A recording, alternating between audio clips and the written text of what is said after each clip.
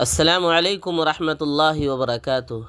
محترم ناظرین و سامعین، امید کرتا ہوں کہ آپ تمام احباب بخیر ہوں گے۔ آج کی اس ویڈیو میں آپ حضرات کے سامنے حضرت وستانوی قدس سرہ کی آخری نصیحت پیش کرنا چاہتا ہوں۔ تو چلیے ہم اپنی باتوں کا آغاز کرتے ہیں۔ مارچ سن 2020 عیسوی کا مہینہ تھا۔ ہم جامعہ اسلامیہ اشاعت العلوم اکل کنواں، مہاراشٹر میں اپنی تعلیمی زندگی کے آخری مراحل میں تھے۔ چشم تصور میں کامیابی کی مسکراہٹیں، ختم بخاری کی روح پرور محفل اور دستار فضیلت کا خواب سجا ہوا تھا کہ اچانک عالمی وبا کی ہولناکی نے پورے ملک کو اپنی لپیٹ میں لے لیا۔ لاک ڈاؤن نافذ ہوا، تعلیمی ادارے بند ہو گئے، ہر شخص اپنے مقام پر مقید ہو کر رہ گیا۔ سوشل ڈسٹینسنگ، ماسک اور احتیاطی تدابیر کا شور ہر سو بلند ہوا۔ ان نازک لمحات میں ہم جامعہ ہی میں مقیم تھے۔ ہمارے ختم بخاری کی محفل میں دور دراز سے آنے والے اجلاء مشائخ کی شرکت متوقع تھی، لیکن حالات کے پیش نظر وہ سفر نہ کر سکے۔ سالانہ جلسہ منسوخ ہوا، دستار بندی کی تقریبات ملتوی ہوئیں، دل مایوسی سے بھر گیا۔ امتحانات مختصر وقت میں مکمل کرائے گئے اور ایک روز یہ اعلان ہوا کہ حضرت وستانوی قدس سرہ خود ہی طلباء کی دستار بندی فرمائیں گے۔ ہم سب مسجد میمنی میں جمع ہوئے۔ ہمارے مربی، مہربان اساتذہ اور حضرت وستانوی رحمۃ اللہ علیہ نے محبت بھرے ہاتھوں سے ہمارے سروں پر فضیلت کی دستار رکھی۔ اس عظیم موقع کی اصل روح وہ درد بھری نصیحت تھی جو حضرت نے ہمیں دی، لیکن اس سے قبل کا ایک واقعہ ذکر کے لائق ہے۔ جس دن دستار بندی کی محفل تھی، حضرت وستانوی رحمۃ اللہ علیہ فجر کی نماز کے بعد حسب معمول مسجد میں موجود تھے۔ نماز کے بعد ذکر جلی یعنی 12 تسبیح کا اہتمام ہوا، جس میں طلباء بھی شریک ہوئے۔ یہ حضرت کا سالہ سال سے جاری معمول تھا۔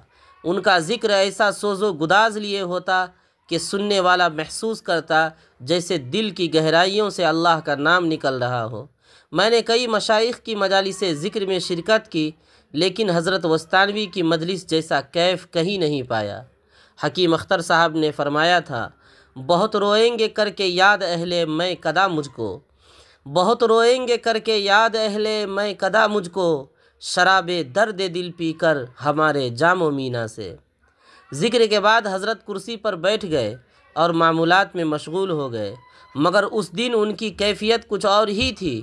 قرآن کریم کی آیات اور مسنون اذکار کے ساتھ ان کی آنکھوں سے آنسو روا تھے۔ پھر اچانک ان کی آواز بلند ہوئی اور وہی درد بھری، سادہ اور مانوس آواز، عزیز طلباء کرام۔ یہ جملہ ان کا تکیہ کلام تھا۔ پھر فرمایا، آپ کئی سالوں سے اس جامعہ میں علم حاصل کر رہے تھے۔ آپ کے والدین نے ہم پر اعتماد کرتے ہوئے آپ کو ہمارے سپرد کیا۔ آپ ہمارے لیے امانت تھے۔ آج مجھے شدت سے احساس ہو رہا ہے کہ ہم آپ کی وہ تربیت نہ کر سکے جو آپ کے والدین کی توقع تھی۔ اگر مجھ سے کوئی کمی کوتاہی ہو گئی ہو تو درگزر کرنا اور اپنی دعاؤں میں ہمیشہ یاد رکھنا۔ پھر قرآن کی آیت تلاوت فرمائی، یا ایھا الذین آمنوا اتقوا اللہ وکونوا مع الصادقین۔ اے ایمان والو، اللہ سے ڈرو اور سچوں کے ساتھ رہو۔ اس کے بعد فرمایا، تقوی ہر طالب علم کے لیے سب سے بڑی ضرورت ہے۔ یہ وہ جوہر ہے جو خیر کی طرف لے جاتا ہے اور شر سے روکتا ہے۔ اگر دل میں تقوی ہے تو بندہ نمازوں کی پابندی کرتا ہے، گناہوں سے بچتا ہے اور ہر لمحہ خدا کا خوف دل میں لیے پھرتا ہے۔ لیکن اگر تقوی چھن جائے تو انسان آزاد ہو جاتا ہے، نہ آخرت کی فکر باقی رہتی ہے، نہ حلال و حرام کی تمیز۔ حضرت نے فرمایا، اپنے علاقے میں جا کر دین کی خدمت کرنا، کسی کے سامنے دستے سوال دراز نہ کرنا، قرض نہ لینا نہ دینا۔ یہ بات ایک عمومی طرز زندگی کے مشورے کے طور پر فرمائی گئی، جس کا مقصد مالی خود کفالت، سکون قلب اور برکت کے حصول کی ترغیب دینا ہے، نہ کہ شرعی اعتبار سے قرض کے جواز کی نفی۔ یہ کہہ کر حضرت نے ایک درد بھری دعا فرمائی اور اپنے دولت کدے کی طرف روانہ ہو گئے۔ یہ لمحہ دل کی گہرائیوں میں ایک چمکدار نقش کی مانند محفوظ ہو گیا، جو وقت کے سفر میں مٹنے کے بجائے اور زیادہ روشن ہوتا جا رہا ہے۔